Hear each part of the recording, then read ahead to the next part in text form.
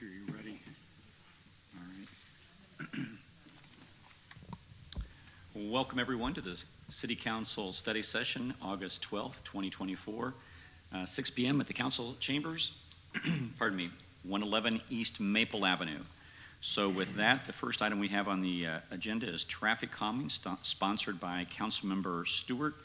Mr. City Manager, you would like to frame it or put anything in there, and how, any discussion before we turn over to the council member? I will provide just some quick background to tee up Councilmember Stewart. So the council may recall a few weeks ago, Assistant City Manager Lisa Reynolds provided the council with an overview of some of the different traffic calming measures that are more commonly used in the city, and also provided background information on how citizens can initiate both traffic calming studies and then subsequently the measures that may be implemented.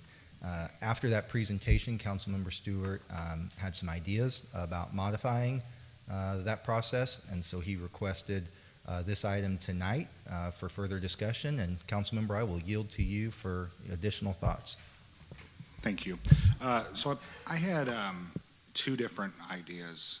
So currently in code for a traffic calming for the traffic study to take place, you can either get 5 homeowners sign a petition, police, fire, or I believe a school can also request the traffic study be done. The first change I would like to see made is that the city council could request a traffic study be done in a certain location through a resolution, and then if the traffic study deems that traffic calming needs to be done, the second change I would like to see change is currently it requires, I believe, 70% of the homeowners have to agree to it. I'd like to lower that to 50%. So I just wanted to get the city council's input to see if there's any, and just see if there's any input to that. And that's all I have. Thank you. Thank you. Anyone, any thoughts or discussion on this? Maybe Please just, proceed. just a question. Is there anything that precludes the city council from requesting that by resolution, a traffic study by resolution now? I will ask the Assistant City Manager to come forward and provide some quick background on that. Okay.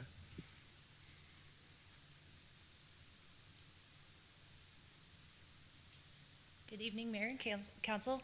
Lisa Reynolds, Municipal Services Director and Assistant City Manager. To answer your question, short answer is no. Council routinely calls in with requests for, can you look at this location for an additional stop sign to see if it's warranted, having speeding problems at this location. Every time one of those calls is called in, that triggers some kind of traffic study already today. The only other thing I'd say about it being in code, the traffic calming policy was actually removed from Chapter 20 of City Code with the rest of the design and construct. It's put into the design and construction manual now, so it's not technically code anymore. And the 50%, the 70% puts us right about common percentage required with surrounding municipalities. So, Okay. any thank you. other questions? Anyone else, other thoughts, questions? So if I wanted, so it wouldn't be in code, I would change it. Where would I actually request, where would it need to be changed at currently then? So that's, design and construction manual is more of, it's now more of an internal policy. Okay. So not something that would be changed by code. Would probably be resolution requesting, or not, a resolution instructing that policy change be made Okay. to the design and construction manual. Okay. All right. But Thank you. certainly any time you want to request a traffic study, we go out and do those. I think we're doing one on Susquehanna. Yeah, I Bridge understand. right now. I just wanted it to be, like it should Formalized. be, so that nobody ever questioned, as long as we weren't breaking a policy. That was the reason for it. Sure. So, okay, thank you. Please proceed.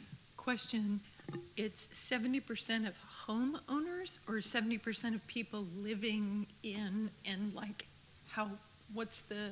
70% of residents in the petition area, so the affected area. And it's not 70% of the responses have to be affirmative, it's 70% of the population in the affected area. So we have had one recently that was on Santa Fe. There were two on Santa Fe. One passed and one failed. The one that failed could have possibly been divided into two locations. We looked at trying to help in that way because I can't remember if it was the northern half wanted it and the southern didn't. We looked at possibly splitting, but even then, they got 62% responses, not all of those affirmative. So it's the total, it's that percentage of responses instead of just affirmative of who responds. That's the difference. Mr. Mayor, Please proceed. when you say area, are you talking about those that are on the frontage of the road, or the frontage and maybe the neighbors behind them? So it depends, I would say every situation is a little different. If Sure. we're looking at, somebody wants speed bumps along one block of a certain area, it'd probably be just, that entire street, until bounded by probably arterials on either side.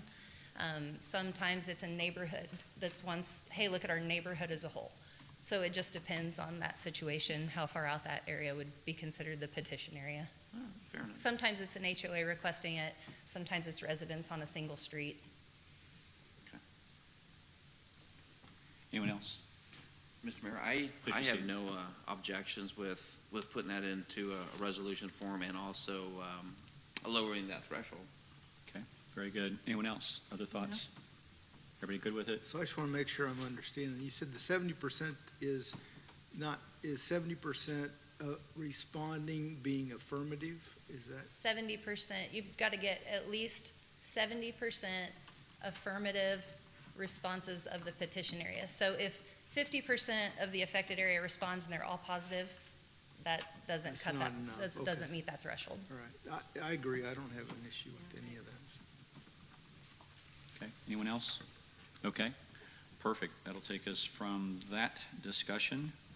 And we don't have any citizens' requests that I can take us on the presentations. And Mr. City Manager, I'll let you cue this one up. Presentations, council action authorizing city manager enter into a design contract.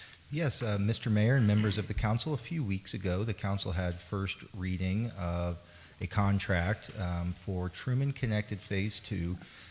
Oftentimes, these projects are initiated years in advance, so new council members come in. These projects aren't always as familiar, so before the council took action to vote on a nearly $900,000 contract, it was requested that this item be brought for a study session for additional background on the council's behalf. So we will yield back to Ms. Reynolds to provide some additional background, and then I know she's happy to stand for any questions the council still may have. And it was so convenient having you here. It worked out very nicely, didn't it?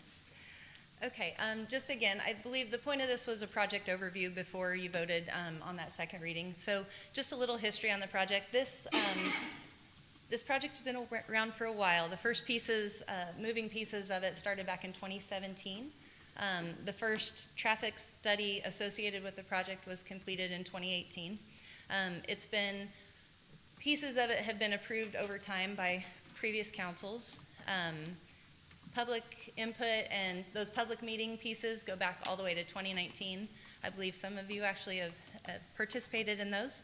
And this project has been contemplated not only in these planning efforts that are listed for you to see, but also several project studies, 24 highway complete streets, 40 highway complete streets, and things like that. This was either part of or at least contemplated as a piece of those projects as well. And just some stats on the project. It's actually a three-phase project, and I have a map here in a second to show you. The first two phases are wholly in Independence, and phase 3 is largely in Kansas City. So we obviously focus on phase 1 and 2. Phase 1 is already in the works. We need to obligate the construction funds by the end of this year. Phase 2, we need to obligate the construction funds by the end of next year. We have $3.2 million in grant funds for the first phase and $4.2 million in grant funds for phase 2. And the project overall is an 8-mile route. The objectives of Truman Connected are to provide transportation for non-vehicular traffic, so pedestrians and bike riders, very limited in the parts of town where this goes. Phase 2, without looking at the map, is basically Sterling, from Winter all the way to 40 Highway. We do have several crash history incidents along that corridor, most of them around 23rd Street.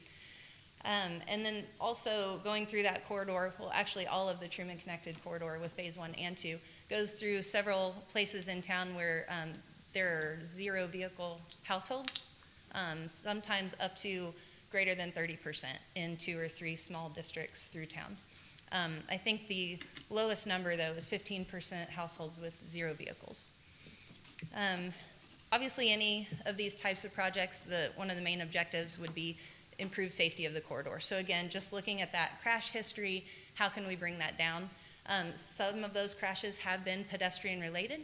So again, having quality pedestrian facilities to provide people that are walking safe passage would lower that number. Enhancements to the signals, increased ADA crosswalks, ADA compliant crosswalks are all part of this, as well as enhanced lighting at some of those intersections. Another piece would be the proposed roundabout at Shealy Road. That roundabouts are also a traffic calming mechanism, so to back up to the previous topic. That also would reduce pedestrian exposure. That was one of the things that was highlighted in the traffic study that kicked this project off. And address some of the line of sight issues. That's a skewed intersection today, similar to Lynn Court and Nolan. It just causes some confusion for traffic and again, crash incidents because of it. And again, just those signal and ADA compliant crosswalk improvements. The project map is, these are the red is Phase 1, the blue is Phase 2. So again, that Phase 2 is just straight down Sterling. So this is complementary to the 40 Highway Complete Streets that's already been done. And the plan overall would be to add sidewalks on both sides, bike lanes on both sides, whether that was dedicated bike lane or a combined sidewalk, bike lane, multi-use path will come from design. I know one of the questions I've got was lane reduction, and that we worked and Sterling was widened. Why do we want to reduce it? The traffic study did find that there would be very little reduction in the traffic flow.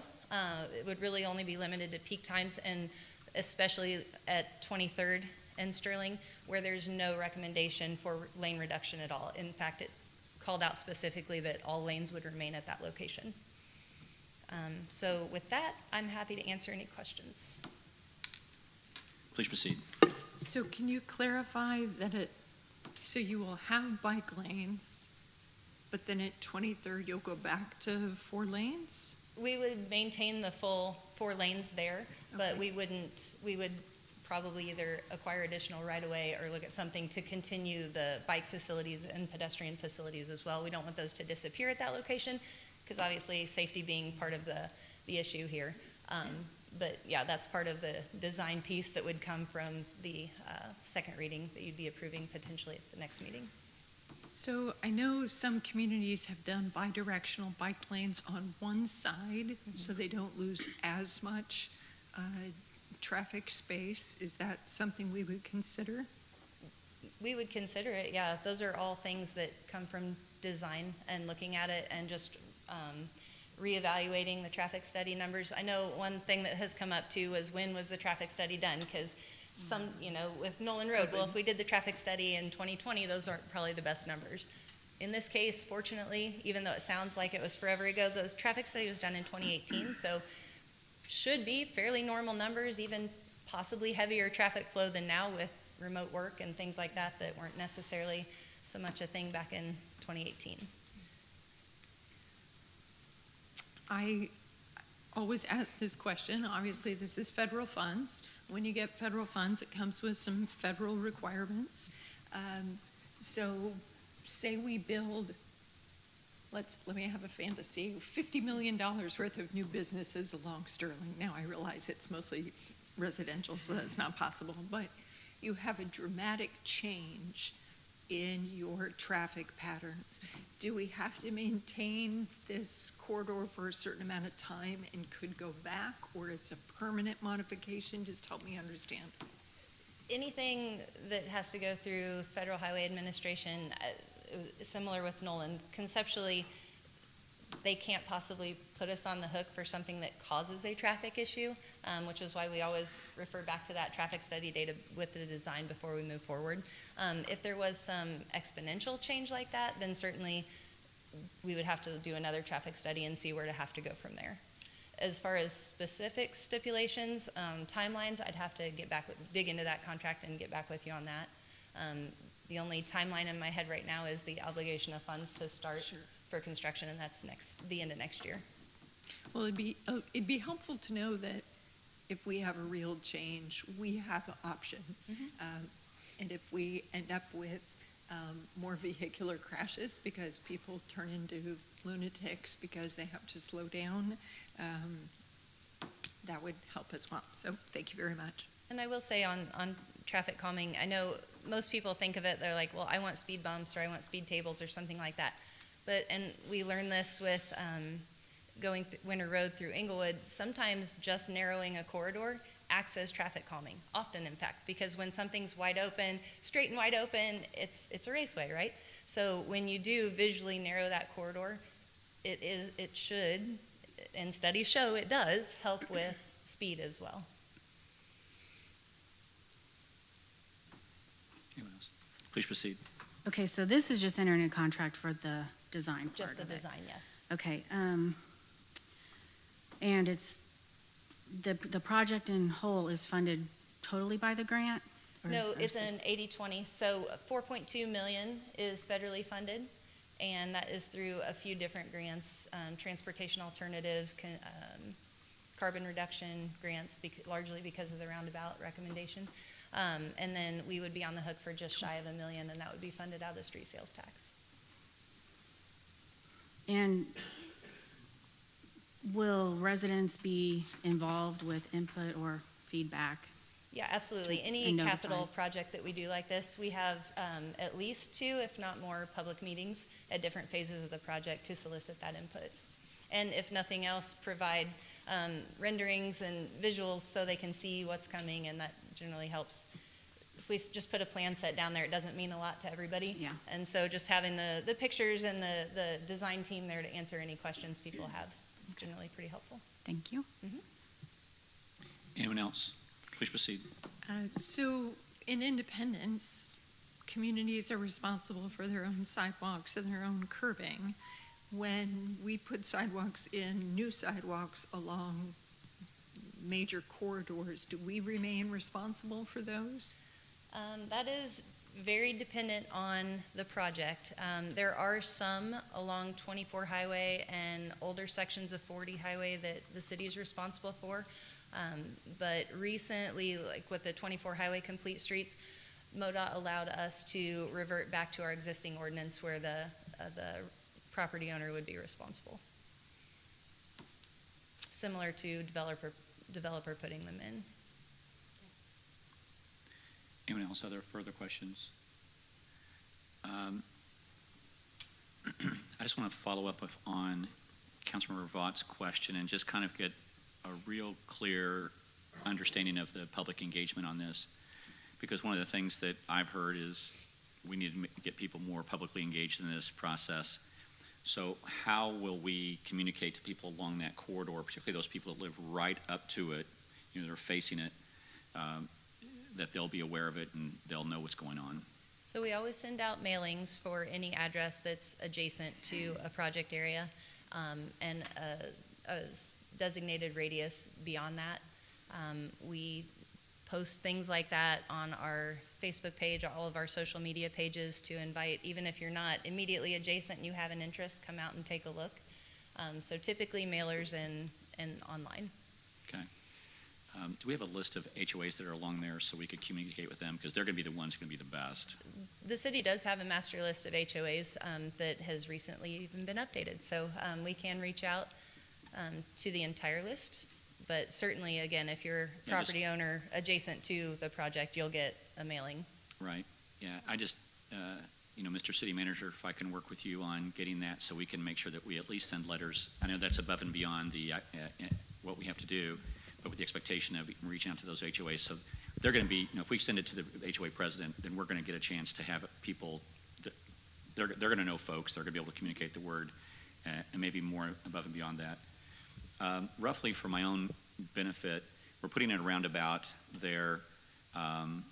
What's the impact on traffic calming typically around a roundabout, and what's roughly the cost of the roundabout? Because I'm curious about that.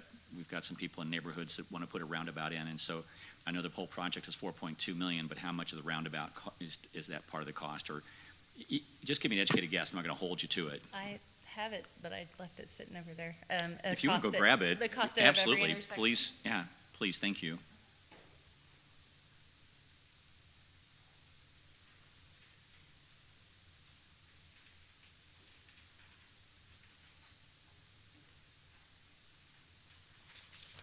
So the Shealy Road intersection, at the time that this was done, was estimated to be $1 million by itself. And then how much of, I may talk to you later about this, but we're going to take some of people's front yards to make that possible. Are we able to do that with, just the property that's there? What's the, Those are all things that come out of design. okay, How big does the roundabout need to be if it can be done in existing right-of-way?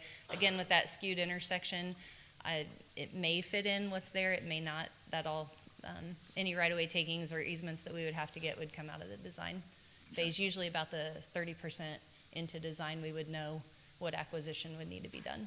okay, perfect. And let me see, I've got a few other questions unless somebody else has questions. I just. Please proceed. Are we gonna pave? Is overlay part of this, or it's just the sidewalks and the roundabout? That is a good question. Nothing in this has said overlay, but there will be crosswalk work and intersection work at every Winter Road, 23rd Street, Shealy, 35th, Truman, 15th, US 24. So there will be a lot of pavement work going on. Thank you. And then, if I was correct, will this be done in 2025 or 2026? Construction would, the construction contract for federal funding would have to be put in place by the end of '25, so construction would be done in '26. Okay. And then what's the projected, I would love to have a traffic study done on Sterling and also on Chrysler for that matter, because some people say I live on I Sterling or I live on I Chrysler. So, and it's because it's wide open. It's wider now. There's no impediments. There's nothing to make you slow down. You feel like you're on an interstate and people are now driving on it like that. And I know COVID had an impact, but typically what's the percentage of speed that slows down because people are now involved in a traffic calming event rather than just the wide open roads that Chrysler and Sterling are? I don't know speed percentage-wise, but overall crash reduction for these corridors and projects like this, Federal Highway Administration statistic is a 20 to 50% crash reduction.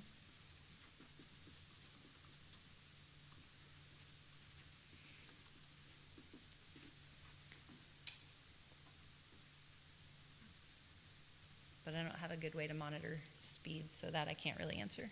Right. I think it'd be really interesting. Also, from the perspective of what lessons we learned from phase 1 of the Truman Connect project that we can, in fact, use in phase 2. Any lessons you've learned or any perspectives? Well, we're just doing acquisition, and we will sign the construction contract hopefully the end of this year. So through design, we've had a few bumps along the way with design, obviously, because again, this project's been around forever. And certainly would have hoped we wouldn't still be talking about it, but other than, hey, it was a success and it's done. The biggest struggles and delays there have been more based on the historic area and historic preservation delays. So tough to compare since Sterling won't really experience those same studies. So not quite apples to apples there. Yeah, perfect. Please proceed. To help out with that, I would say the things that we've learned and are learning is communication, keeping that line of communication and stuff going. When we started discussing this back in 2018, getting the committee together and come up with some different possible routes, and once those routes were solidified, as you can imagine, there was some discussion during the charrettes and some of the open houses and some of our online surveys. A lot of the discussion was when we came up to the square, what kind of direction that was going to be. Will there be any traffic or any parking spots reductions? Then the further that we went towards Winter Road with the median on Winter Road going towards Sterling, what does that look like with the green space there and how that will be impacted? So lots of discussions with that with the homeowners along there. We're going to have some more because that's very important with that right away. So I would say keeping the communication going and making sure the correct information's out there and making sure that information that is not correct is corrected. Okay. To your point, that's a great point about communication, because the route, especially in phase one, was actually modified several times based on that public input during those meetings. Okay, perfect. Anyone else other questions or concerns before we move on from this topic? Just one more. Please. And I may have missed it. What was the purpose of the whole project? Safety, Okay. safety above all, and then just improving use of transportation routes for people that don't own vehicles. And again, this crosses through several places in town that have as high as greater than 30% of zero vehicle households. Mr. Mayor. Please proceed. And to add with the assistant manager's response there, I think too, one of the other big overarching conversations was the connectivity to the Katy Trail, which has a trailhead at Truman Sports Complex. And that was to be able to bring into a fuller, more complete bike system for the state. Okay, perfect. Anyone else, other thoughts, questions, concerns? Okay, I just want to say thank you very much. Mr. City Manager, thank you very much, appreciate it. Thank you. If there's nothing else, we'll take us to the last item on the agenda. Well, we've got maybe two items. City Code amendments for the charter. Yes, I'll just tee up the city attorney. With the results of last Tuesday's election, there are an item that needs an ordinance change. So before that was brought to the council, the city attorney was going to review that with you just for your understanding. Perfect, thank you. Mr. Cover? Yes. Proceed. Thank you, sir. As the council's aware, Charter Question 1 did pass last Tuesday. There are technically no code amendments that are required based on what was included in Question 1. However, the item we're bringing forward is a staff recommendation based on feedback that was sort of received throughout the process, and that is to add both the corporate boundaries of the city as well as the different districts into the city code. As you might recall, the corporate boundaries were included with the charter. However, they were very outdated as the boundaries change over time for various reasons. That's why it was recommended to remove them. So that was approved. But we do think that it is important that those are memorialized in the code. And so that's the first part of it is the corporate boundaries. The second part is the district boundaries, which are already approved by the council but aren't currently a part of the code. So it was, again, based on feedback we heard throughout the charter review process. We thought it would be a good idea to memorialize those, again, when and if the boundaries of either the city or the districts change. That just requires now a code change as opposed to a charter amendment, which is a much easier feat. So it's attached to you now in the form that it will be next Monday. However, it's still missing. We're finalizing, making sure we've got everything with the actual legal description for the city. So that will be added in to the ordinance that is currently on the agenda for next Monday for a first reading. So I'd be happy to answer any questions. Anyone any questions? Going once, going twice? Sold. So anything else, Mr. Cover, for us with regards to this matter? No, sir. Mr. Walker, any questions from your perspective on this matter from your viewpoint? No, sir, we are clear. Excellent. Okay. If there's no other further discussion from the council, that'll take us to our boards and commissions reports.